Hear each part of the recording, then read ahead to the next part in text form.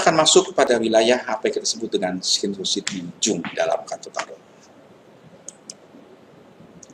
Ketika saya ditanya oleh beberapa teman atau sahabat, bagaimana mungkin kartu tarot dapat muncul dan dia merepresentasikan persoalan yang sedang dihadapi? Atau mungkin ketika ada orang mengatakan bahwa ketika kita bermain tarot, kemudian dia mengatakan, kok tahu ya apa yang gue rasakan? Kok ngerti ya kartunya sesuai dengan apa yang gue hadapkan? Dan seterusnya, dan seterusnya.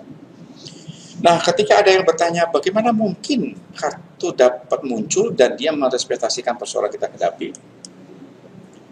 Lalu, apabila tarot dapat dianggap sebagai salah satu alat proyektif ya, bagaimana tingkat validitas dan reliabilitasnya?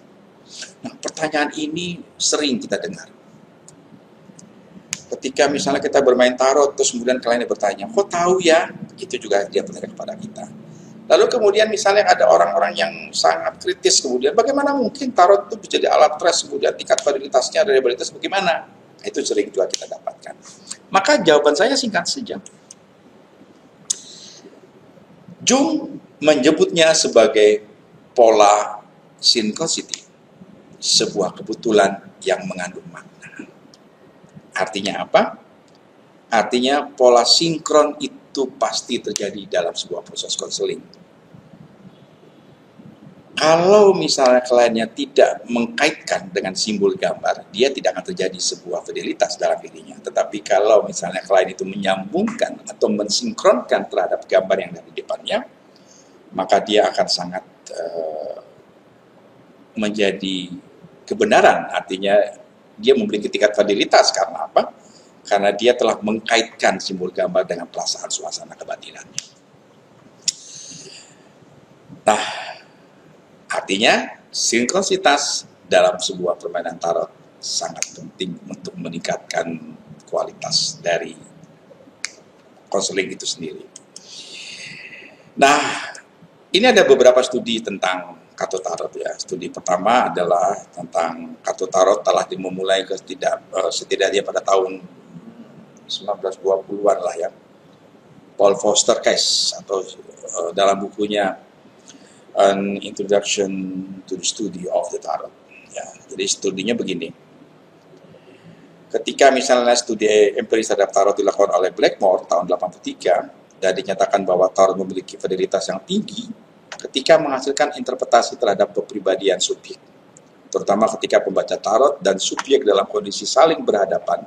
Subjek mengatakan bahwa hasil dari analis kepribadiannya mereka menggunakan kartu tarot adalah memiliki kesesuaian terhadap pribadi mereka yang sebenarnya.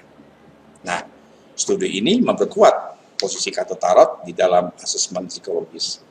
Ini kalau kita lihat dari buku-buku tentang kartu tarot ya, terutama yang berhubungan dengan buku An Introduction to Study of the Tarot yang dikeluarkan oleh Blackmore tahun 83. Kemudian yang berikutnya, kalau kita kaitkan lagi dengan tarot dan psikologi personal, siapa yang tidak mengenal ya, Ken Wilber.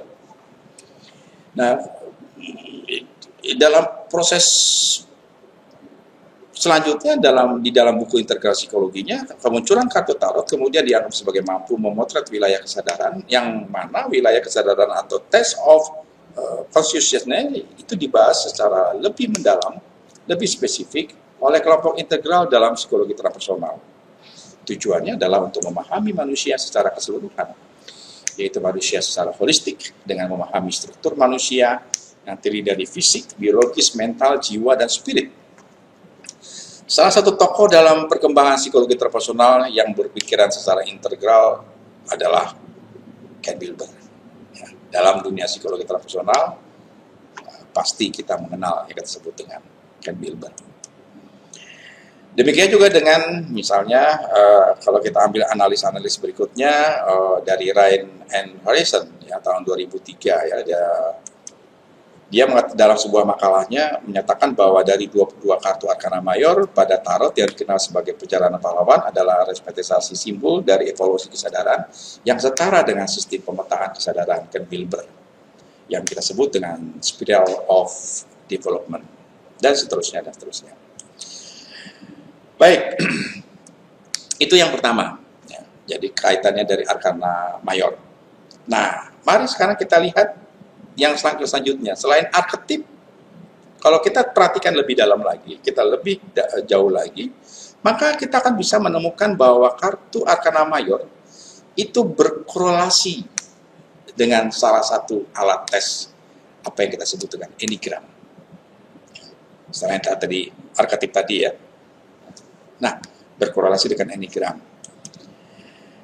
Alat tes enneagram adalah sebuah pola, ada sebuah geometris bersudut 9 untuk transformasi pribadi dan kolektif serta memiliki pola berpikir, perasaan, dan tindakan berbeda yang muncul dari motivasi atau pandangan kepribadian yang lebih dalam.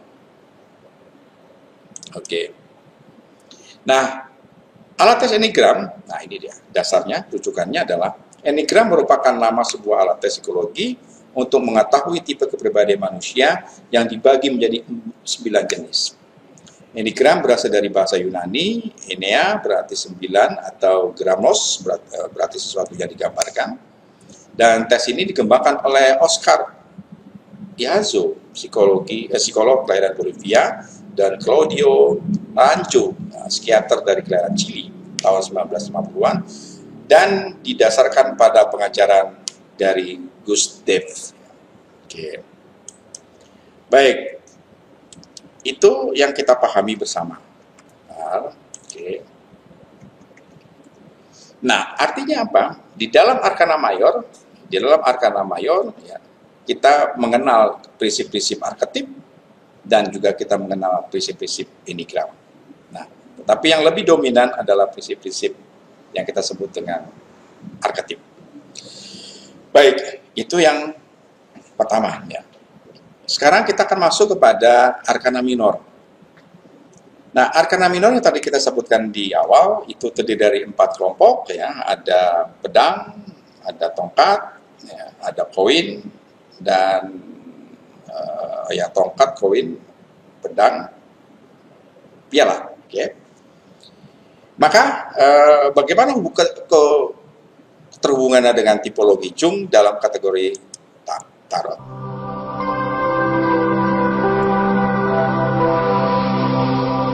Sahabat kelasku, kita akhiri dulu sementara pada pembelajaran kali ini. Kita akan teruskan pada sesi yang berikutnya. Sampai jumpa dan salam.